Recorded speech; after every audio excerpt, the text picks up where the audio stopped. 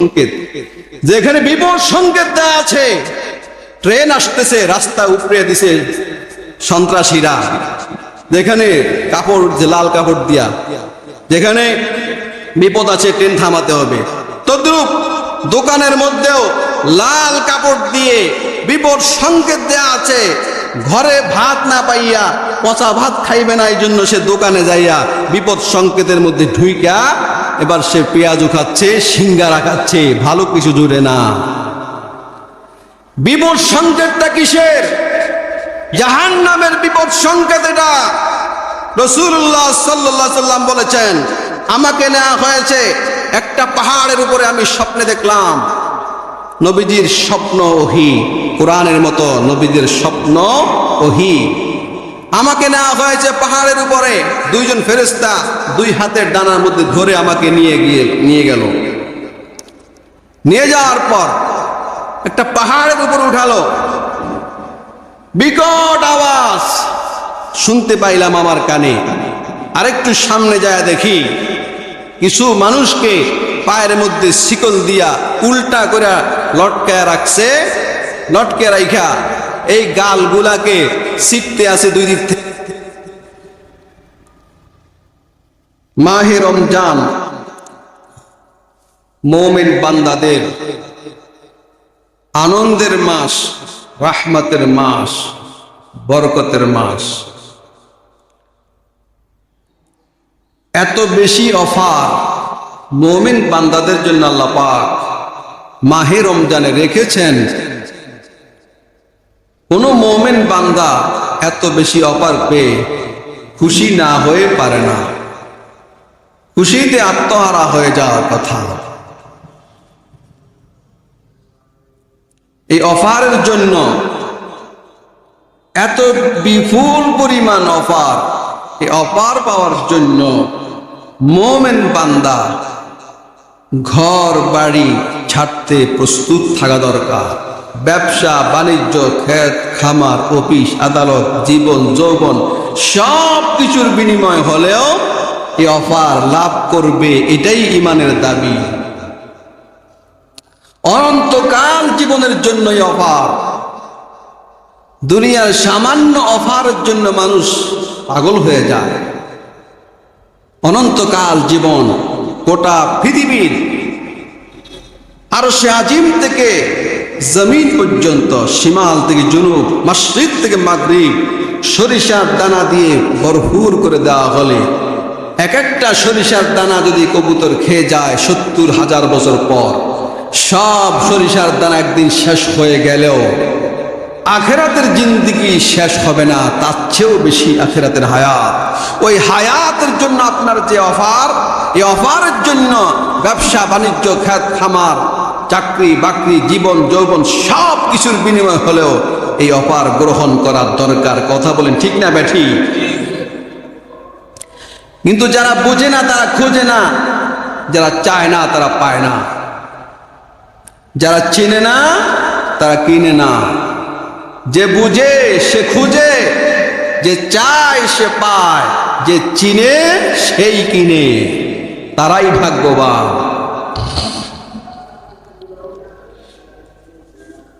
এত বিপুল পরিমাণ ফজিলত যা বর্ণনা করে শেষ করা সম্ভব নয়। সহিহুল বুখারী থেকে একটি হাদিস আমি আপনাদের সামনে তুলে ধরব ইনশাআল্লাহ। হযরত আবু হুরায়রা রাদিয়াল্লাহু তাআলা আনহু থেকে বর্ণিত, রাসূল কারীম সাল্লাল্লাহু আলাইহি ওয়াসাল্লাম বলেন, কুল্লু আমাল ইবনি আদম ইউযাআফুল হাসানাতু বিআশরি আমসালিহা ইলা ৭০০ দিফিন। বনি আদম অর্থাৎ মানুষের প্রত্যেকটা আমল, একটা আমল করলে তাকে ১০ গুণ দেওয়া হয়, ১০টা আমলের সওয়াব দেওয়া হয়, ১০ কমপক্ষে ১০ গুণ।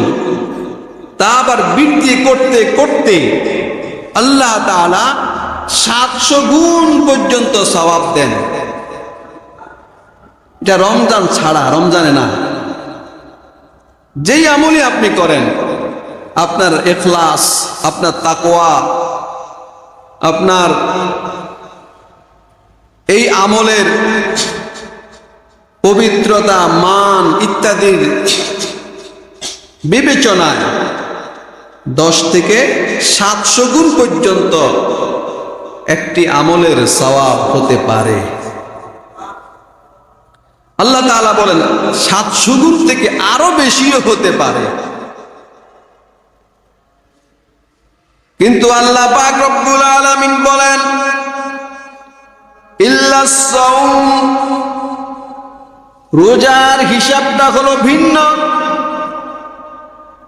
নামাজ, হজ, যাকাত, অন্যান্য ইবাদত একটা আমল করলে 10 থেকে 700 গুণ পর্যন্ত হতে পারে। কিন্তু রমজানের রোজার হিসাবটা হলো ভিন্ন।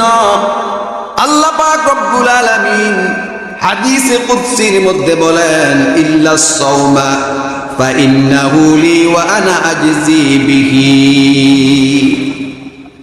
রোজার হিসাবটা ভিন্ন, কেননা রোজাটা বান্দা আমার জন্যই রাখছে।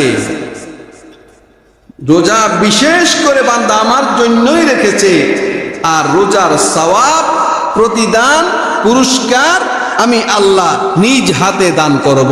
সুবহানাল্লাহ। এখন প্রশ্ন করতে পারেন, রোজা আল্লাহর জন্য যদি হয়ে থাকে, নামাজ কার জন্য, যাকাত কার জন্য, হজ কার জন্য, অন্যান্য ইবাদত কার জন্য?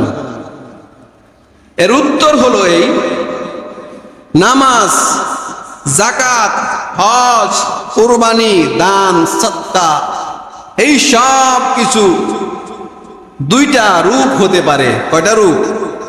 দুইটা রূপ হতে পারে। প্রত্যেকটা আমলের দুইটা রূপ হতে পারে। একটা হলো বাহ্যিক রূপ, আরেকটা হলো আভ্যন্তরীণ রূপ, ভিতরগত, বাতিনি আর জাহেরি। বাতিনি যেটা, আপনি নামাজ পড়েছেন কি কারণে, কি উদ্দেশ্যে নামাজ পড়েছেন, যেটা আপনি জানেন আর আল্লাহ জানেন। কেননা বান্দা অনেক সময় নামাজ পড়ে নির্বাচন সামনে আসলে, নির্বাচনে ভোট পাওয়ার জন্য অনেকে নামাজ আদায় করে। অনেক সময় বান্দা নামাজ পড়ে না, কিন্তু সালিশ দরবারে উপস্থিত হয়েছে, সবাই নামাজ পড়েছে, আমি নামাজ না পড়লে কেমন দেখা যায়, এই উদ্দেশ্য নামাজ অনেক সময় পড়ে। পড়ে কি পড়ে না? আবার অনেক সময় একজন খতিব সাহেব, একজন মুফতি সাহেব বা একজন মুসল্লি নামাজ পড়তেছে মানুষের সামনে, সুন্দর করে রুকু সাজদা দেয়, একা একা পড়লে এত সুন্দর করে পড়ে না। এখানেও কিন্তু দুই রকম হয়ে গেল। অনেকে যাকাত দেয় দানবীর হওয়ার জন্য, অনেকে যাকাত দেয় আল্লাহকে খুশি করার জন্য, এখানেও দুই রকম হয়ে গেল। অনেকে কোরবানি দেয় মানুষকে খুশি করার জন্য, দেখাবার জন্য, আমি যদি কোরবানি না দেই তাহলে কেমন দেখা যায়, মানুষে বলবে এত ধনী মানুষ ছোট্ট একটা গরু কোরবান দিল, ছাগল কোরবান দিল, কেমন দেখা যায়, বাজারে সবচাইতে বড় গরুটা আমি কোরবান দেব আমার মান অনুযায়ী, আমার শান অনুযায়ী। আবার অনেকে কোরবান দেয় আল্লাহর জন্য, দুই রকম হয়ে গেল কোরবানির ভেতরে। আবার অনেকে হজ করে আল্লাহকে খুশি করার জন্য, আবার অনেকে হজ করে, হজ না করলে কেমন দেখা যায়, মানুষ কি বলবে, আগামী বছর নির্বাচন করব, আমি একটা হজ করে আসি, উমরা করে আসি, মানুষে বলবে আলহাজ অমুক, আলহাজ অমুক ভাইয়ের চরিত্র ফুলের মতো পবিত্র, নামাজ যদিও নাই একত্ব, এমনটাও হতে পারে। মানুষকে দেখাবার জন্য হজ করে, এটাও হতে পারে। কিন্তু আল্লাহ পাক রব্বুল আলামিন বলেন রমজানের রোজা, এটার মধ্যে দুইটা সুরত হয় না, দুইটা অবস্থা হয় না। বান্দা যখন সুবহে সাদিকের পূর্বে ঘুম থেকে উঠে সেহরির শেষ সময় হলো 5টা, বরাবর 5টায় সেহরির শেষ সময়। আজকে প্রথম রোজার যখন 5টা বেজে যাবে, আল্লাহকে যে খুশি করার জন্য যারা রোজা রাখলো 5টা বেজে গেলে আর খাবে না। 6টা 2 ইফতারের সময়, 6টা 2 আগে 5 মিনিট আগেও বান্দা খায় না। সুন্দর সুন্দর খাবার আছে, দামি দামি খাবার পরিবেশন করা আছে বান্দার সামনে, দামি দামি খাবার, আবার প্রচন্ড পিপাসা, প্রচন্ড ক্ষুধা আছে। ফেরেশতারা পিস্তল ঠেকায় নাই, খাইলে কিন্তু পিস্তল দিয়ে সান্ডে মান্ডে করে দেব, খাবি না খবরদার। ফেরেশতা আছে নাকি? ফেরেশতা কি এরকম বলে যে পিস্তল ঠেকাইছে, খাইলে কিন্তু দিন? ফেরেশতাও পিস্তল ঠেকায় নাই। কার ভয়ে বান্দা খায় না? 5 মিনিট বাকি আছে, কার ভয়ে খায় না? উত্তরটা কি? কার ভয়? আল্লাহর ভয়। হ্যাঁ, একটা পিস্তল আপনার মাথার মধ্যে ঠেকানো আছে, এটা হলো আপনার অন্তরে আল্লাহর ভয়ের পিস্তল ঠেকানো আছে। আল্লাহর ভয়ের কারণে বান্দা খায় না।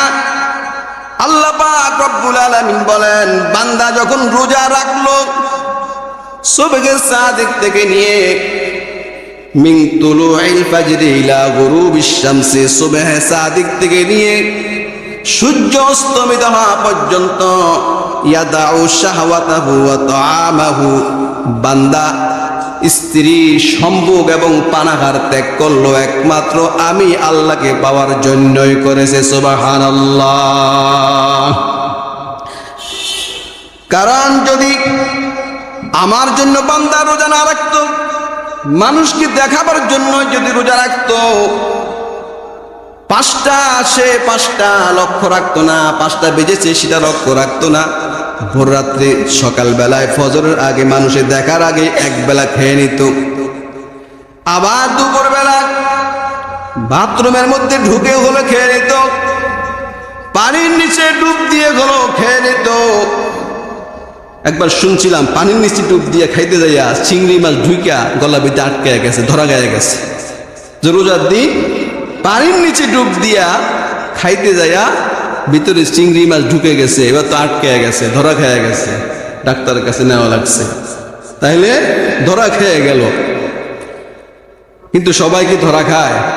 পানির নিচে ডুব দিয়া খাইয়া নিলে কেউ দেখবে না, বউও দেখবে না। ভাই, যারা রোজা রাখে না, যারা রোজা রাখে না, বউ রোজা রাখে, বাবা রোজা রাখে, মেয়ে রোজা রাখে, এই পান্ডায় রোজা রাখলো না, এর কপালে পচা ভাত, পান্তা ভাত ছাড়া আর কিছু জোটে না। দুপুর বেলায় যদি তার জন্য ভাত রানবো, তার বউ পাগলে পাইছে। মহিলারা নামাজ না পড়লেও রোজাটা কিন্তু ঠিক মতোই রাখে তারা। 6 রোজা আপনারা কজনে রাখেন? মহিলারা কিন্তু অ্যাভেলেবেল 6 রোজা রাখে। তো যে রোজা রাখে না, পচা ভাত, পান্তা ভাত, আলু ভর্তা, আলু ভাজি, গান্দা তরকারি ছাড়া তার কপালে কিছুই জোটে না। এই জন্য তারা করে কি, লাল শালু টানায়া, লাল পর্দা টানায়া দোকানের মধ্যে তারা বিপদ সংকেত, লাল কাপড় কখন দেয়? বিপদ সংকেত। যেখানে বিপদ সংকেত দেয়া আছে, ট্রেন আসতেছে, রাস্তা উপড়ে দিছে সন্ত্রাসীরা, যেখানে কাপড়, যে লাল কাপড় দিয়া যেখানে বিপদ আছে ট্রেন থামাতে হবে, তদ্রুপ দোকানের মধ্যেও লাল কাপড় দিয়ে বিপদ সংকেত দেয়া আছে। ঘরে ভাত না পাইয়া পচা ভাত খাইবে না, এই জন্য সে দোকানে যাইয়া বিপদ সংকেতের মধ্যে ঢুইকা এবার সে পেঁয়াজু খাচ্ছে, সিঙ্গারা খাচ্ছে, ভালো কিছু জুড়ে না। বিপদ সংকেতটা কিসের? জাহান্নামের বিপদ সংকেত এটা।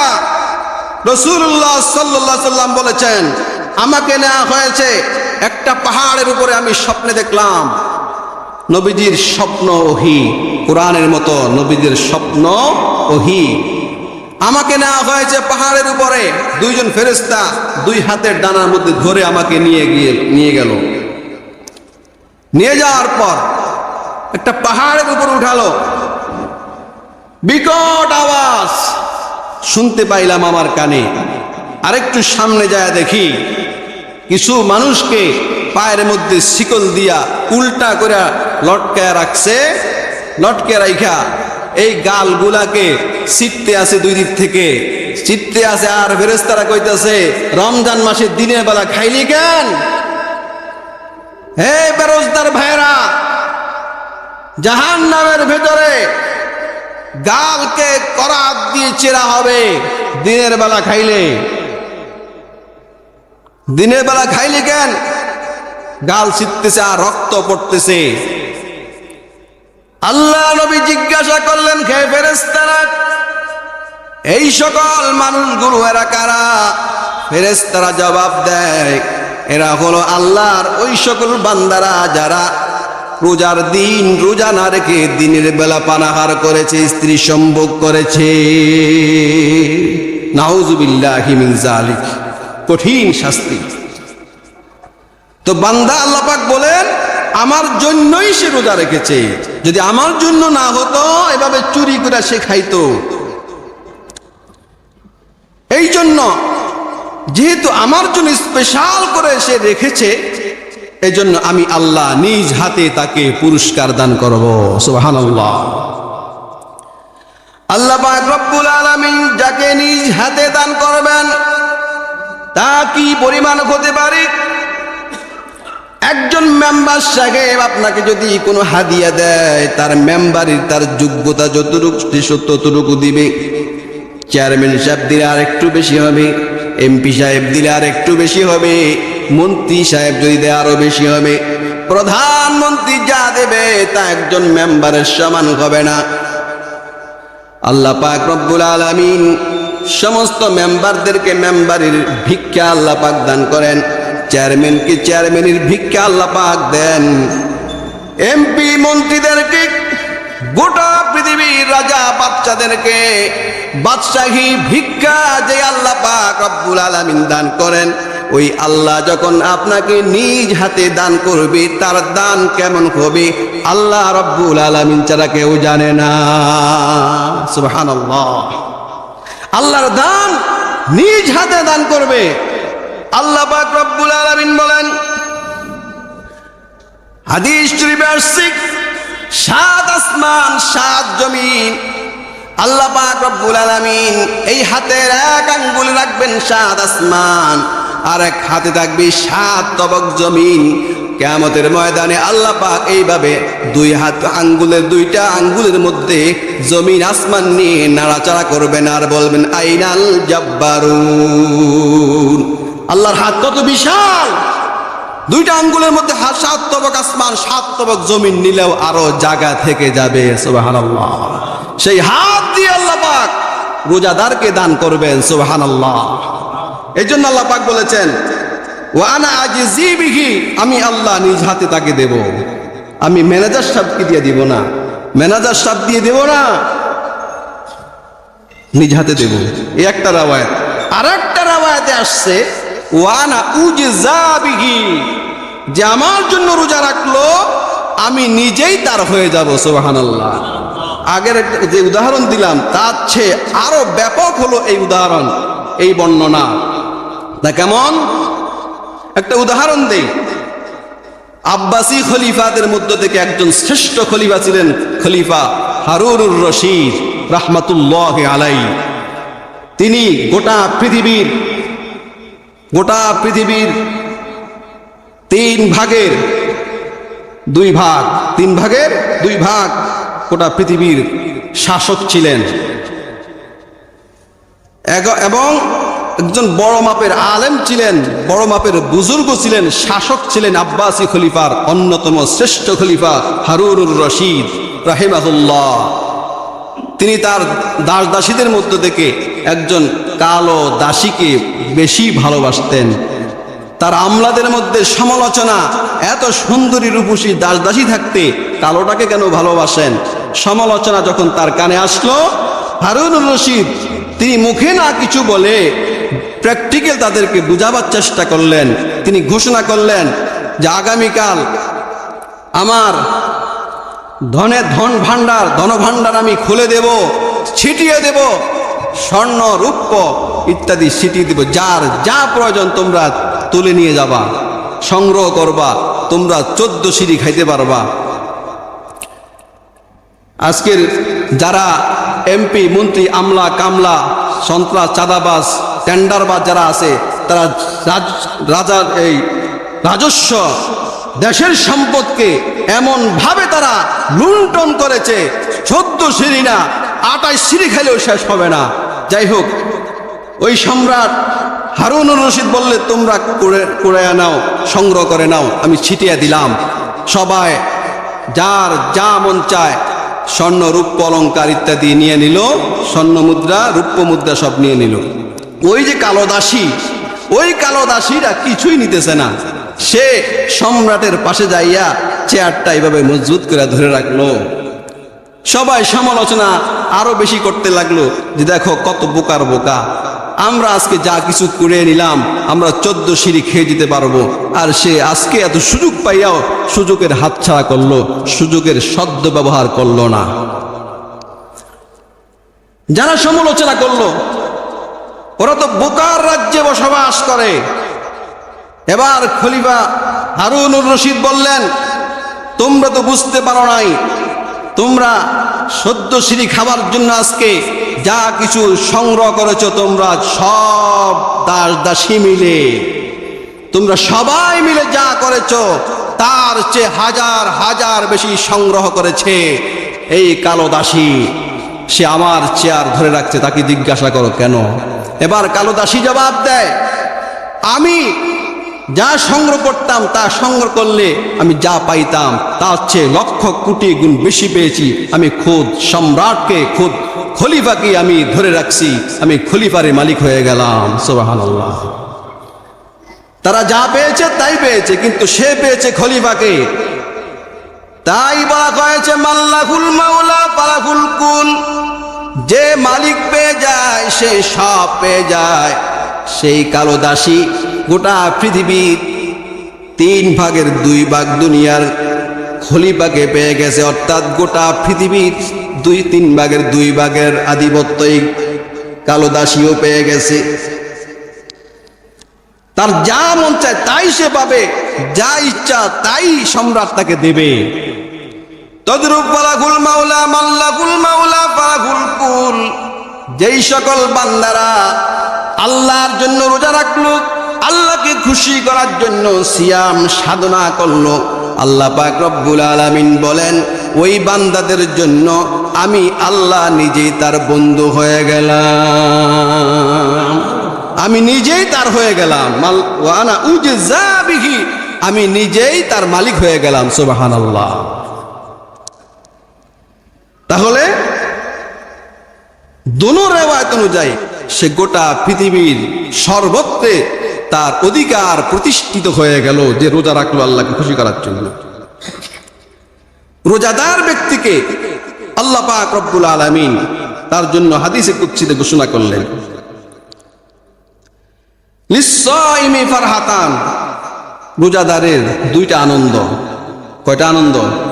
2টা। একটা হলো ফারহাতুন ইনদা ফিত্রিহি ও ফারহাতুন ইনদা লিকাই রাব্বিহি। हुर गिलमन जितने नियामत है तो सबसे बातर नियामत दीदार तो। যারা জান্নাতে যাবে, জান্নাতে যাবে যারা, তারা হুর পাবে, গিলমান পাবে। গিলমান হলো ছোট্ট ছোট্ট বাচ্চা, ছেলে বাচ্চা, সুন্দর সুশ্রী ফুটফুটে ছোট্ট ছোট বাচ্চা তাদের খেদমতে থাকবে। আর হুর হলো সুন্দরী রূপসী রমণী। আরো অনেক নিয়ামত পাবে জান্নাতের ভিতরে। আল্লাহ পাক রব্বুল আলামিন যখন বান্দার সঙ্গে সাক্ষাৎ করবেন জান্নাতে, এই সব নিয়ামত পেয়ে, এই যা কিছু সে পেল, আল্লাহর দিদারের সামনে সমস্ত নিয়ামত তার কাছে তুচ্ছ হয়ে যাবে। তাই বলা হয়েছে হুর গিলমান জিতনে নিয়ামত হায় তো সবসে বাদর নিয়ামত দিদার তো।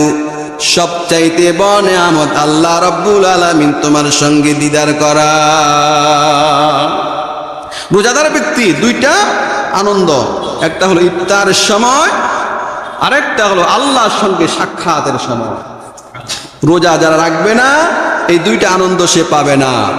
সারাদিন রোজা রাখে না, ইফতারের সময় ইফতার খায়, আবার বলে রোজা না রেখা করলাম এক পাপ, ইফতার না করে বুঝি আবার কবিরা গুনাহ করতাম। এই জন্য সে কি করে, অন্তত রোজার পাপ করলেও ইফতার না খাওয়ার পাপটা সে করতে রাজি না। কথা বলেন ঠিক না ভাই? ঠিক।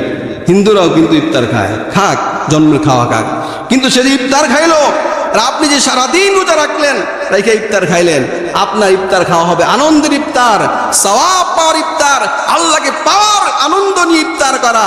আর সেই ইফতার খাইলো, তার ভিতরে কিন্তু চোরের মনে পুলিশ পুলিশ, হাই হাই আমি কি ইফতার খাওয়ার যোগ্য, নিজের মধ্যে চরম চরম ভাব এটা থেকেই যায়। কথা বলেন ঠিক না ভাই? ঠিক।